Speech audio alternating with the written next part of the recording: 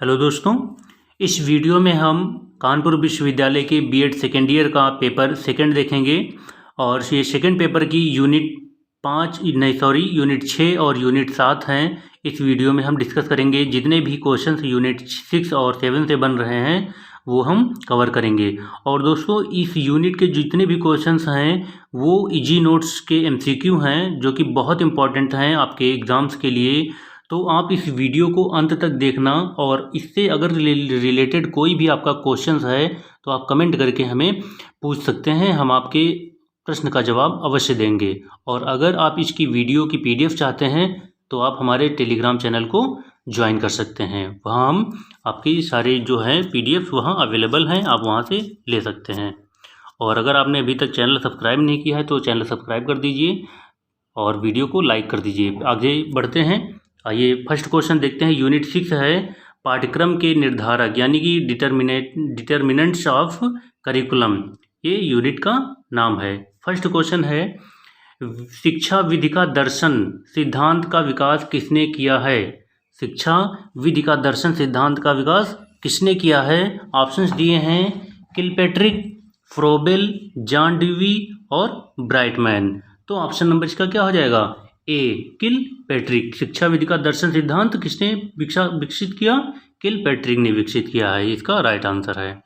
अगला क्वेश्चन दिया है कि प्लेटो ने अपना पाठ्यक्रम किन आधारों पर निर्मित किया है? बौद्धिक आधारों पर, कलात्मक आधारों पर, नैतिक आधारों पर या उपयुक्त सभी? तो ऑप्शन नंबर डी इसका राइट आंसर है। ऑप्शन नंबर डी, उपयुक्त सभी। अगला क्वेश्चन है कि टीपी नन ने समस्त मानवीय क्रियाओं को कितने भागों में बांटा है? 3, 4, 2 या 5? कितने भागों में बांटा है? तो 2 भागों में बांटा है। ऑप्शन नंबर सी इसका राइट आंसर है। अगला क्वेश्चन दिया है, निम्न में से किस विद्वान ने शिक्षा को एक प्राकृतिक क्रिया तथा प्रकृति को सर्वश्रेष्ठ शिक्षिका घोषित किया है? किस विद्वान ने? ब्राइटमैन ने, जॉन ड्यूवी ने, रूसो या एएस नील ने? तो ऑप्शन नंबर सी, रूसो ने क्या किया है कि शिक्षा को एक प्राकृतिक क्रिया तथा प्रकृति को सर्वश्रेष्ठ शिक्षिका घोषित किया है। ये इसका राइट आंसर है।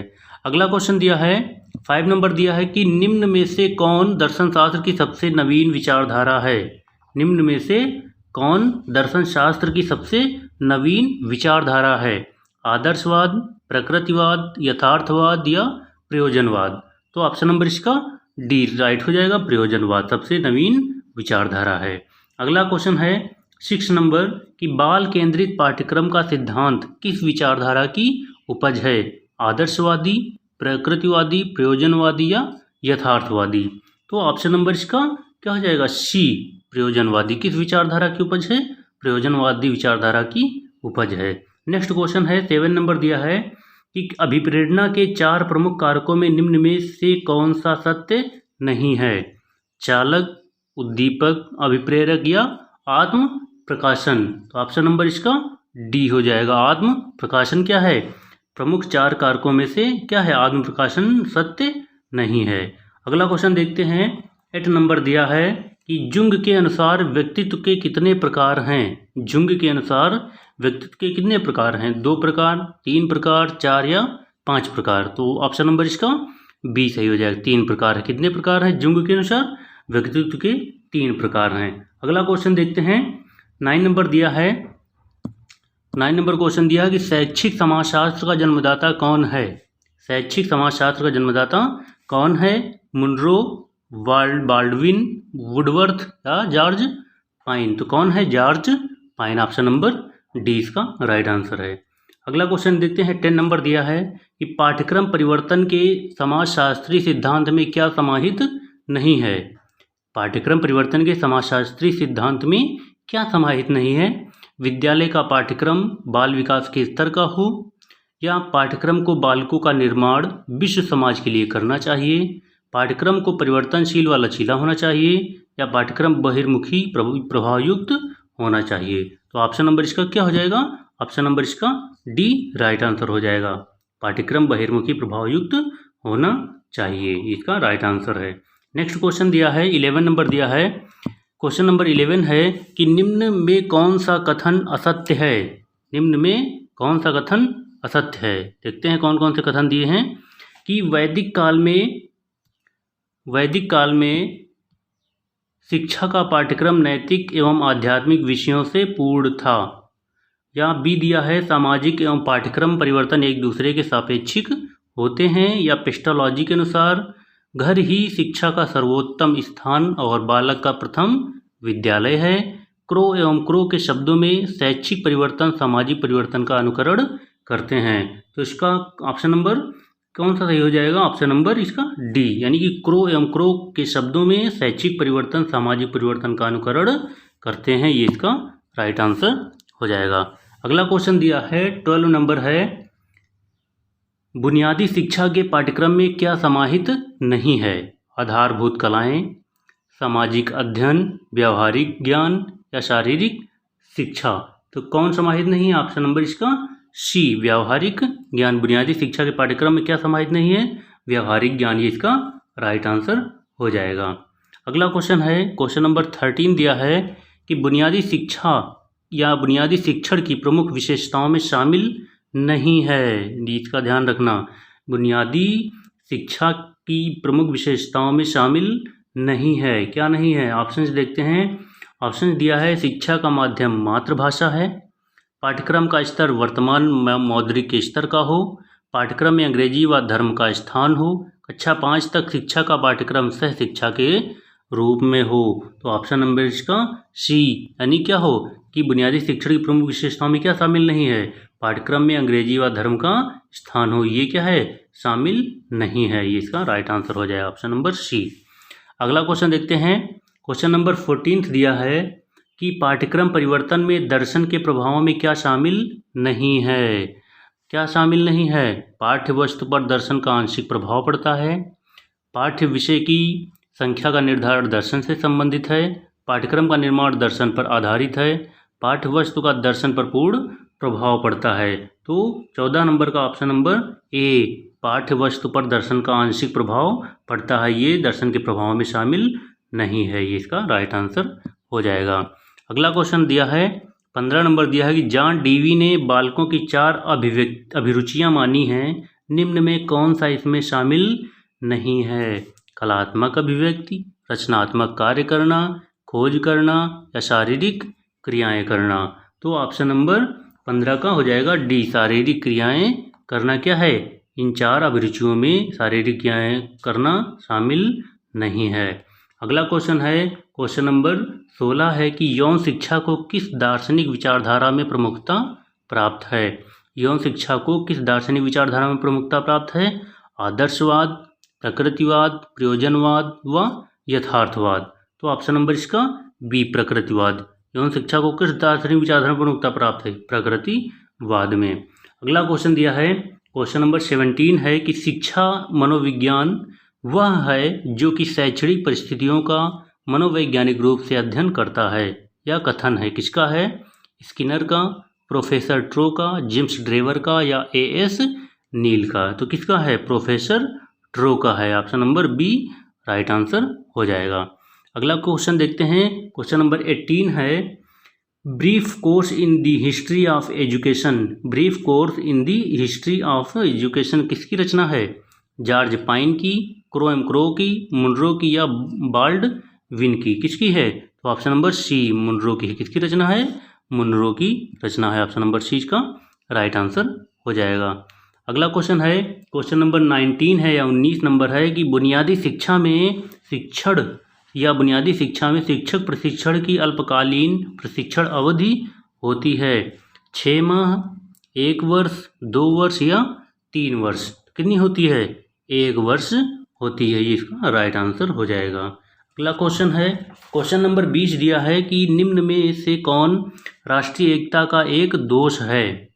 राष्ट्रीय एकता में देश की भावना निहित होती है, राष्ट्रीय एकता के लिए भावात्मक एकता अनिवार्य है, राष्ट्रीय एकता से प्रांतीयता क्षेत्रीयता को बल मिलता है, राष्ट्रीय एकता राष्ट्र की सीमा की सुरक्षा हेतु आवश्यक है। तो ऑप्शन नंबर इसका क्या हो जाएगा? क्या है कि राष्ट्रीय एकता से प्रांतीयता या क्षेत्रीयता को बल मिलता है, ये राष्ट्रीय एकता का एक दोष है, इसका राइट आंसर हो जाएगा। अगला क्वेश्चन देखते हैं। क्वेश्चन नंबर 21 दिया है कि राष्ट्रीय एकता एवं भावात्मक एकता के संबंध में क्या असत्य है? ऑप्शंस दिए हैं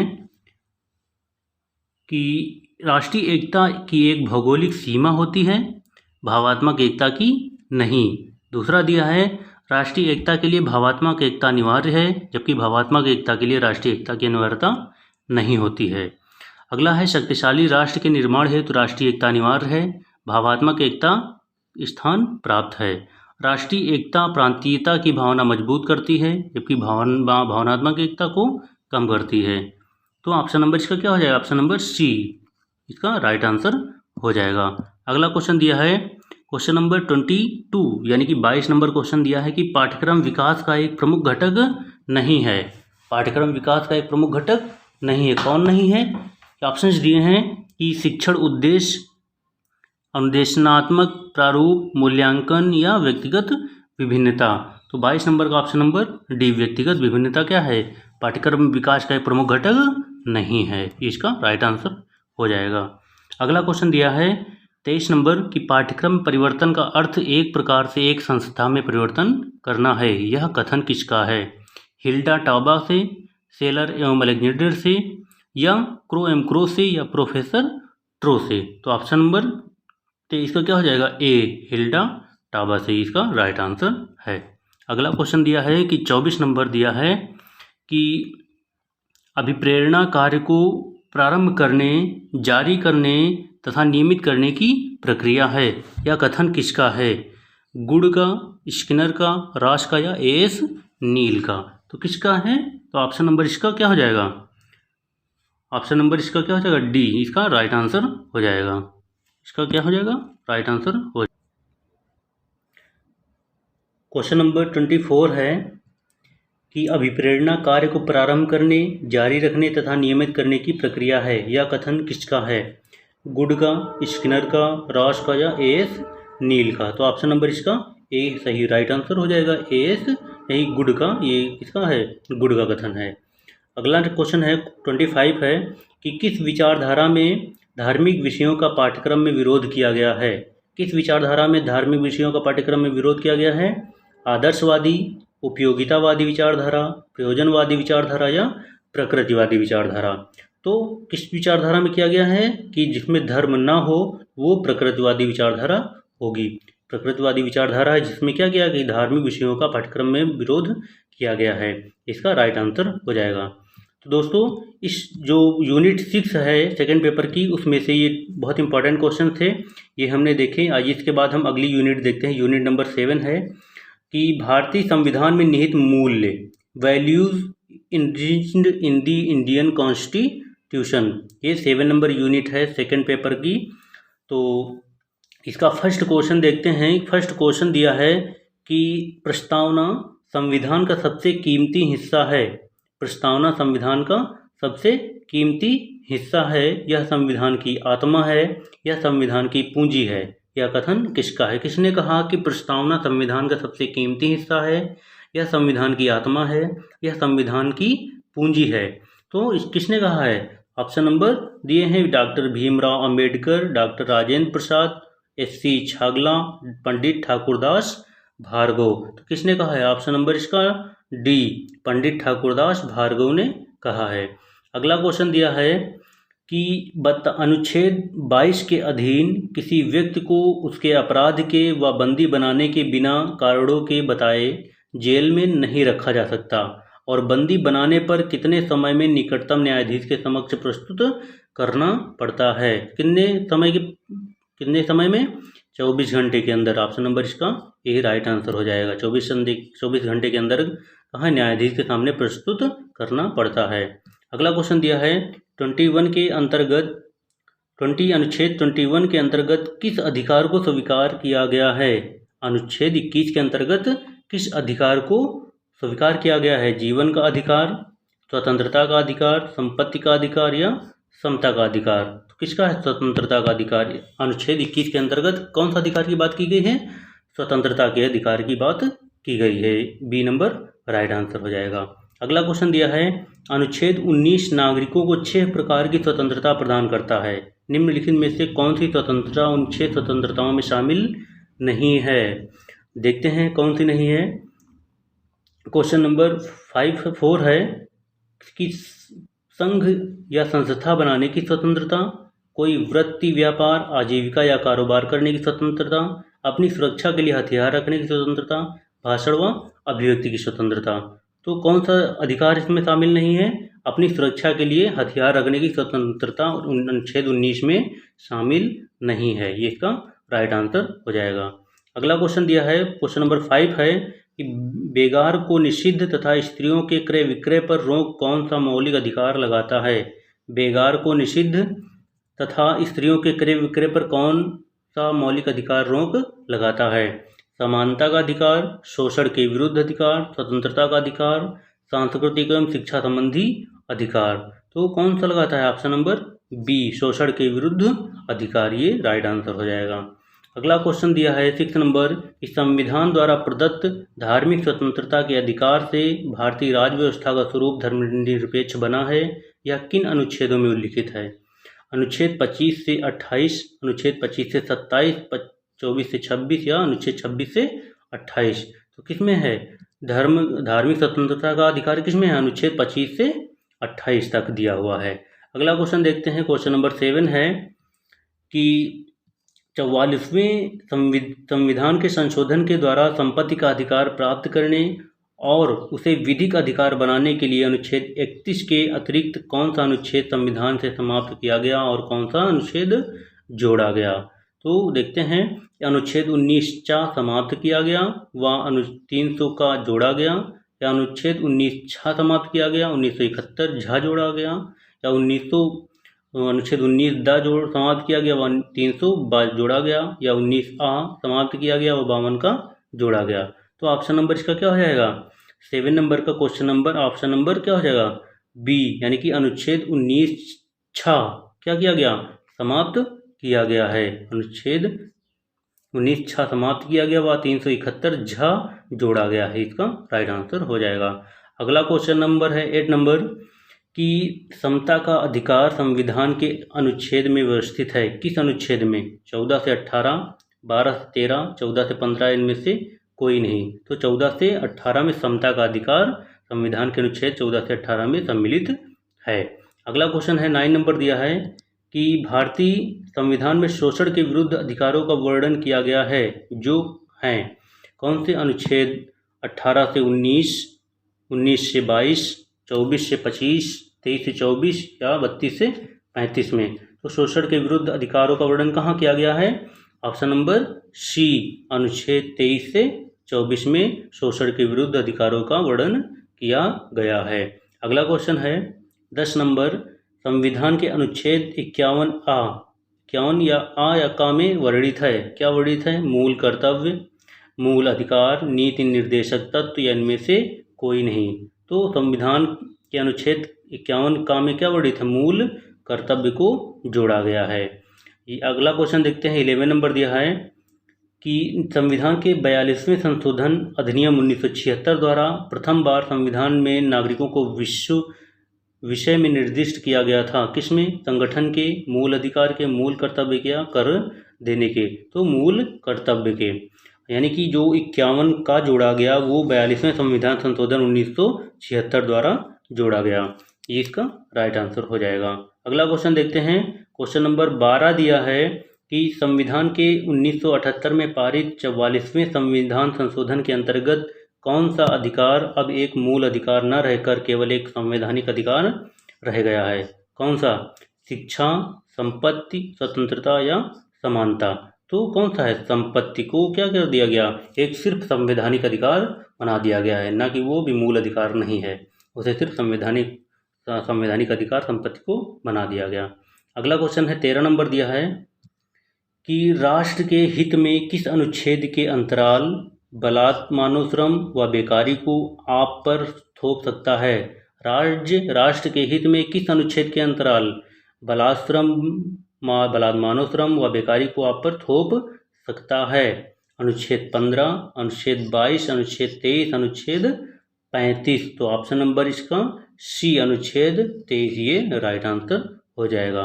अगला क्वेश्चन दिया है कि अनिवार्य प्राथमिक शिक्षा का प्रावधान किया गया था, किस अनुच्छेद में? अनुच्छेद 43 में, अनुच्छेद 45 में, अनुच्छेद 46 में या अनुच्छेद 42 में, तो अनुच्छेद 45 में किया गया था। Option number B right answer हो जाएगा।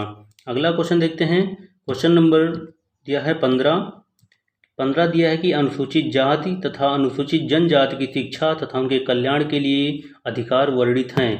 किस अनुच्छेद में वर्णित हैं? किस अनुच्छेद में वर्णित हैं? ऑप्शंस दिए हैं 41 में, 42 में, 45 में या 46 में। किस में वर्णित है? अनुच्छेद 46 में वर्णित है। इसका राइट आंसर हो जाएगा। अगला क्वेश्चन है 16 नंबर की संविधान उपचारों के अंतर्गत सर्वोच्च न्यायालय व उच्च न्यायालय निम्न में से कौन सा प्रालेख जारी नहीं करते हैं? निषेधाज्ञा, बंदी प्रत्यक्षीकरण, प्रतिषेध या परमादेश। तो निषेधाज्ञा ऑप्शन नंबर ए इसका राइट आंसर हो जाएगा। अगला क्वेश्चन देखते हैं कि क्वेश्चन नंबर 17 दिया है कि मौलिक अधिकारों में परिवर्तन संबंधी विवाद उच्चतम न्यायालय में निम्न में से कौन सा पहुंचा व निर्मित हुआ है? गोलकनाथ केस, शंकरी प्रसाद केस, सज्जन सिंह केस या उपरोक्त सभी। तो 17 का ऑप्शन नंबर क्या है? डी, उपरोक्त सभी केस पहुंचे हुए हैं। अगला क्वेश्चन है 18 नंबर दिया है कि संविधान में संशोधन संबंधी प्रावधान किस अनुच्छेद में किया गया है? अनुच्छेद 131 में, 245 में, 358 में या 368 में। तो ऑप्शन नंबर डी 368 में क्या किया गया कि संविधान में संशोधन संबंधी प्रावधान अनुच्छेद 368 में किए गए हैं। इसका राइट आंसर हो जाएगा। अगला क्वेश्चन है 19 नंबर की सन 1976 में 42वें संविधान संशोधन द्वारा किस अध्याय में और कितने मौलिक कर्तव्य नागरिकों के सम्मिलित किए गए हैं? किस अध्याय में और कितने कर्तव्य?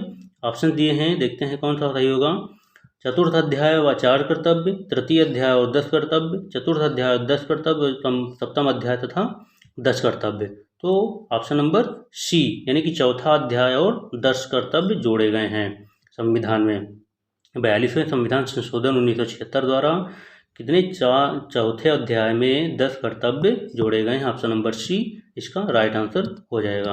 अगला क्वेश्चन देखते हैं कि क्वेश्चन नंबर 20 दिया है कि किस संशोधन द्वारा नागरिकों के 7 मूल अधिकारों में से संपत्ति के अधिकार को हटाकर मात्र एक कानूनी अधिकार बना दिया गया है?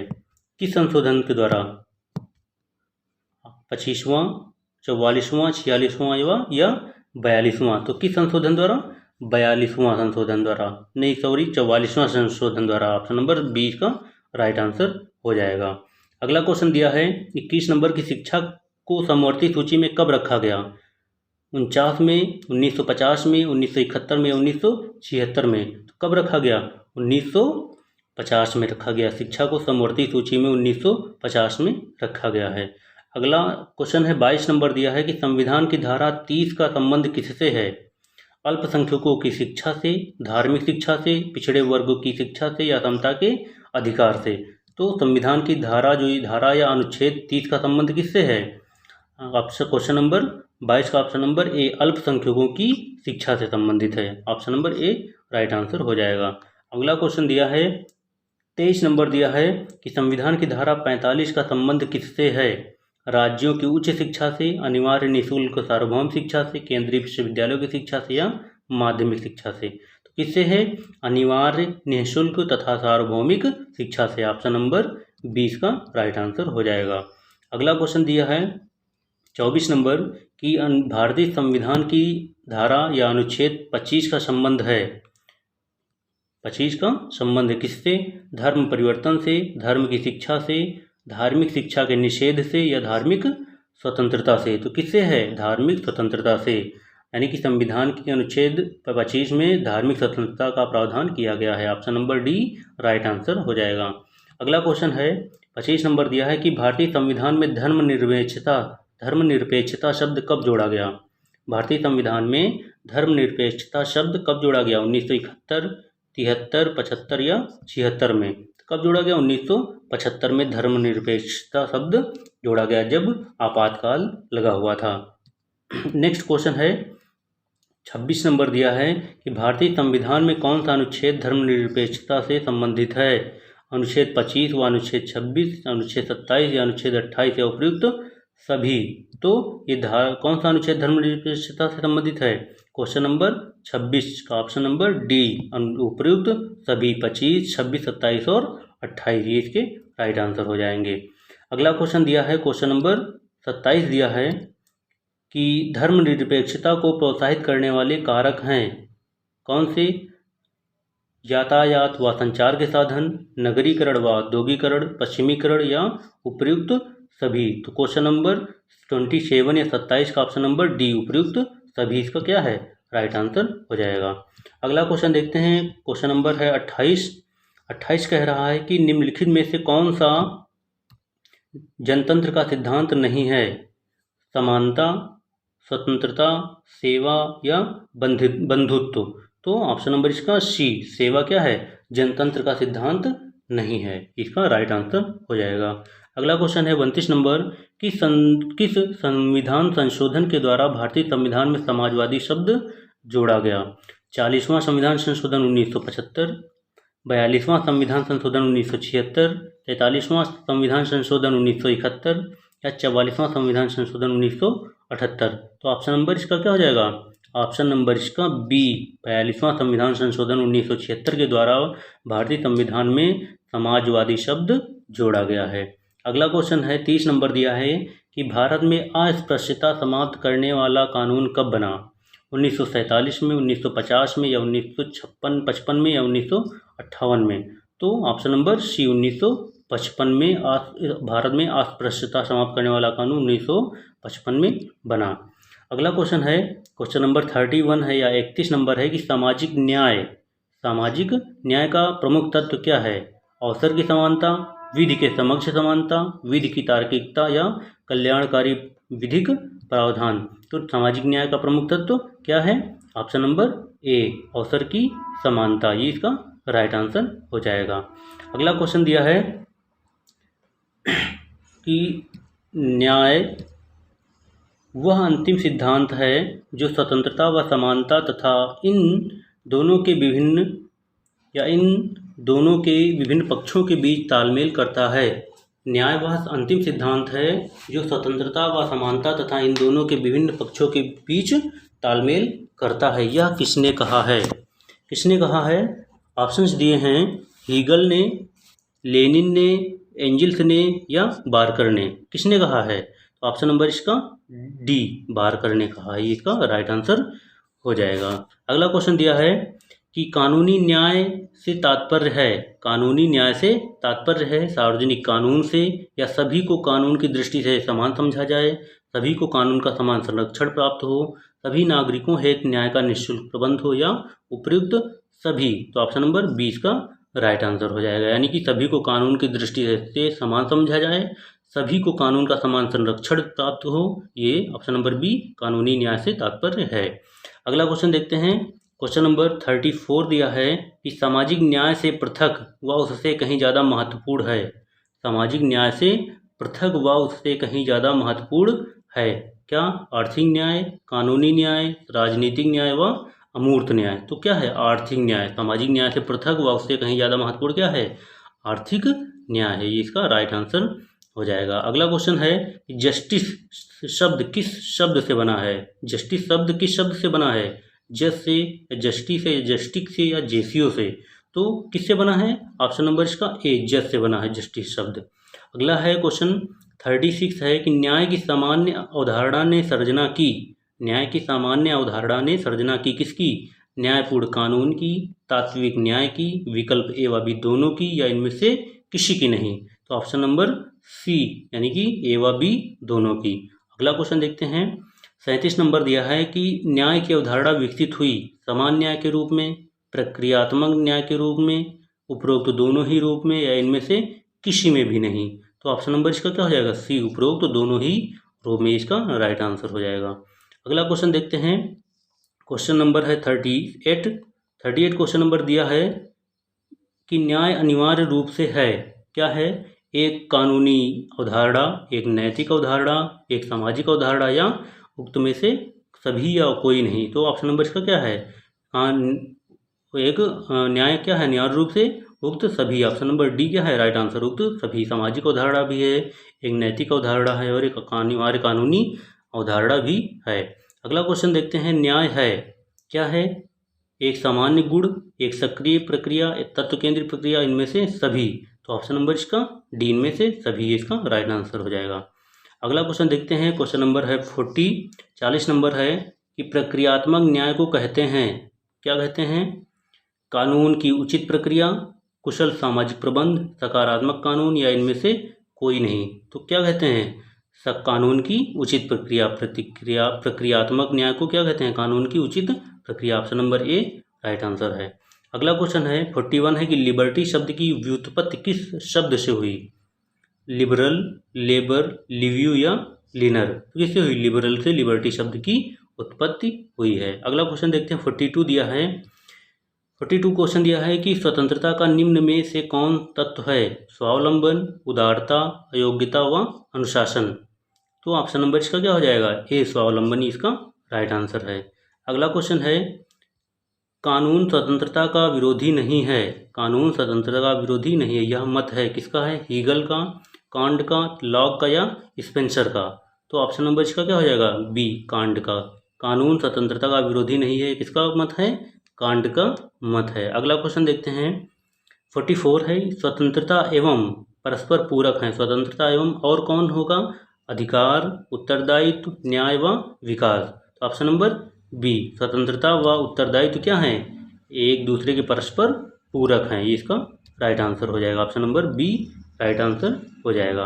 अगला क्वेश्चन देखते हैं। क्वेश्चन नंबर है 45 स्वतंत्रता के क्षेत्र में उदारवाद की क्या देन है? संविधानवाद, कानून का शासन, स्वतंत्रता की घोषणा या ये सभी? तो ऑप्शन नंबर डी ये सभी राइट आंसर हो जाएगा। अगला क्वेश्चन दिया है 46 है राष्ट्रीय स्वतंत्रता का तात्पर्य है न्याय, सुधार, स्वराज्य या कानून। तो राष्ट्रीय स्वतंत्रता का क्या तात्पर्य है? स्वराज्य। राष्ट्रीय स्वतंत्रता का तात्पर्य क्या है? स्वराज्य। Option number C right answer हो जाएगा। अगला क्वेश्चन है 47 नंबर सकारात्मक स्वतंत्रता का क्या अर्थ है? सकारात्मक स्वतंत्रता का अर्थ है क्या है? प्रतिबंधों का होना, प्रतिबंधों का न होना, अनुचित प्रतिबंधों के स्थान पर उचित प्रतिबंधों का होना, इनमें से कोई नहीं। तो कौन सा होगा? सी ऑप्शन नंबर सी अनुचित प्रतिबंधों के स्थान पर उचित प्रतिबंधों का होना। ऑप्शन नंबर सी क्या हो जाएगा? राइट आंसर हो जाएगा। अगला क्वेश्चन देखते हैं कि स्वतंत्र व्यक्ति वह है जो लोहे की जंजीरों में जकड़ा नहीं है, ना जेल में बंदी है, ना दंड के भय से एक दास की भांति आतंकित है, चील की भांति उड़ान न भर सकने या व्हेल की भांति न तैर सकने को स्वतंत्रता का भाव नहीं कहा जा सकता। हेल्वेटियस यह धारणा स्वतंत्रता को क्या है? शक्ति संपन्न बनाना मानती है, आत्मनिर्धारण मानती है, ऐसे आतंकित एवं बाह्य दोनों प्रकार के अवरोधों का अभाव मानती है जो व्यक्ति क्रिया में बाधा डालते हैं, या व्यक्ति के विचारण करने या विचरण करने यानी आने जाने में बाह्य बाधाओं का न होना मानती है। तो 48 नंबर का ऑप्शन नंबर सी ये राइट आंसर हो जाएगा। अगला क्वेश्चन दिया है कि कानून एवं स्वतंत्रता एक दूसरे के विरोधी हैं, यह कथन निम्न में से किसके द्वारा कहा गया है? उदारवादियों द्वारा, अराजकतावादियों द्वारा, मार्क्सवादियों द्वारा या प्रजातंत्रवादियों द्वारा? तो किसके द्वारा कहा गया? उदारवादियों द्वारा कहा गया है, इसका राइट। 49 नंबर दिया है कि कानून एवं स्वतंत्रता एक दूसरे के परस्पर विरोधी हैं, या कथन निम्न में से किसके द्वारा कहा गया है? उदारवादियों द्वारा, अराजकतावादियों द्वारा, मार्क्सवादियों द्वारा या प्रजातंत्रवादियों द्वारा? तो किसके द्वारा कहा गया? उदारवादियों द्वारा कहा गया कि कानून एवं स्वतंत्रता एक दूसरे के विरोधी हैं। अगला क्वेश्चन दिया है कि निम्नलिखित में से किसे नागरिक अधिकार माना जाता है? किसे माना जाता है? सार्वजनिक रोजगार का अधिकार, भाषण एवं अभिव्यक्ति की स्वतंत्रता का अधिकार, निर्वाचन में भाग लेने और निर्वाचित होने का अधिकार, या संपत्ति का अधिकार? तो क्वेश्चन नंबर 50 का जो है ऑप्शन नंबर क्या है? बी नागरिक अधिकार किसे मानेंगे? भाषण एवं अभिव्यक्ति की स्वतंत्रता का के अधिकार को नागरिक अधिकार मानेंगे। तो दोस्तों ये सेकेंड पेपर की जो हमारी इम्पॉर्टेंट यूनिट हैं यानी कि 6 और 7 ये 2 यूनिट हैं, हमने इस यूनिट के जितने भी इम्पॉर्टेंट क्वेश्चंस हैं वो हमने कवर किए हैं। तो आपको ये वीडियो कैसा लगा हमें कमेंट करके बताइए। इसके बाद जो हम नेक्स्ट यूनिट के वीडियो आपके पास लाते रहेंगे। इसलिए आप हमारे चैनल को सब्सक्राइब कर दीजिएगा और इस वीडियो को लाइक कर दीजिएगा और इसे जो है ज़्यादा से ज़्यादा शेयर भी कीजिए ताकि सभी लोगों को इससे लाभ मिल सके। फिर मिलते हैं नेक्स्ट वीडियो में, तब तक के लिए धन्यवाद। Thank you.